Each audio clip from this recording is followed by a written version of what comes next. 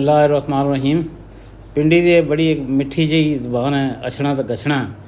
ये जिस वक्त आपस एक दूसरे से मिलने तो वो पूछने भाई कहाँ से आ रहे हैं, तो वो इस तरह ही कहते हैं कि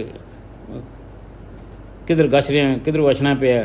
तो इस सिलसिले में एक बुज़ुर्ग जो है ना, एक छोटे ऐसे बच्चे को कुछ नसीहतें करता है कि जो उसके अंदर ज़िंदगी में काम आएंगी। उस पर मैंने एक नज़म लिखी है, तो मुलाज़ा फरमाइए वो बुज़ुर्ग कैसे उस बच्चे से जो है वो गुफ्तगू करते हैं।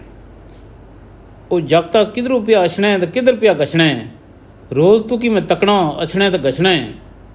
शक्लो तू बड़ा मासूम जिहा दिसना है, पर हरकतां तू ताड़ियां मी शक जिहा गछना है। स्कूल तो जाना कोई ने वेला जिहा फिरना है, माऊ पिऊ कोलों तू कोई ने डरना। कदी हैस गली उस गली फेरी तू पाना है, पुछ लवे कोई तो मुँह कुछ ने बाना। इस तरह तो जिंदगी खराब कर छोड़ सें, फिर वड्डा हो सें भैणा भरावां के हाथ पिया जोड़ सें। सज्जन ते बेली भी दूर दूर रह सन, कम जे तू कोई आख सें जवाब कोई ना दे सन।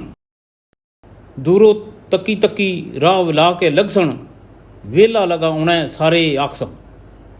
गल मैंडी मन लै स्कूल तू जाया कर, मीह होवे बदल होवे स्कूल ना घसाया कर। हर रोज़ दो चार गल्लां मैं सिखसां, ये गल अपने दिल तू समझाया कर।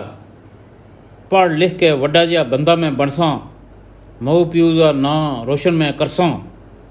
ये गल्लां तू मैंडियां याद पिया करसें, जदों जदों जिंदगी च अग्गे तू वधसें।